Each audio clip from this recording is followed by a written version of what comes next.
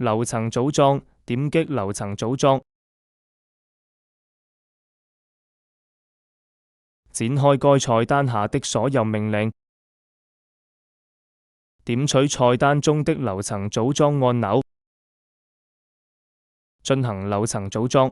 樓層組裝就是將已經輸入的各個標準層按照設計需要的順序逐層錄入，搭建出完整的建築模型。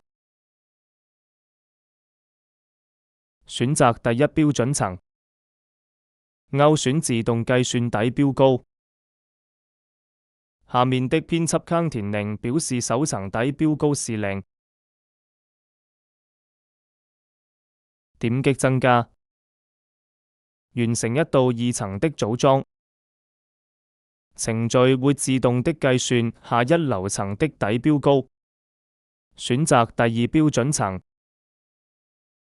點取增加按鈕。完成3到5層的組裝。選擇第3標準層。點取增加。完成6到7層的組裝。點擊確定。關閉樓層組裝對話卡。點擊程序窗口右上角的全樓模型按鈕。查看整個模型。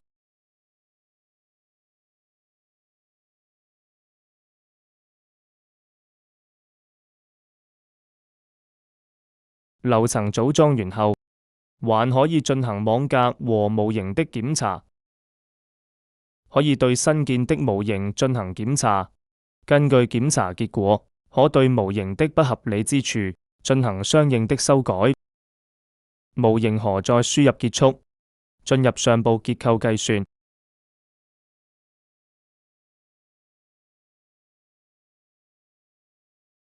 程序會自動彈出提示是否保存模型文件。選擇是。第一次進入上部結構計算前，程序需要做數據整理工作，並做數據合理性檢查。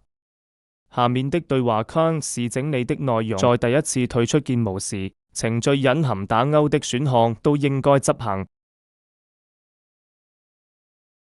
點擊確定。進入到上部結構計算菜單，就可以進行後續操作。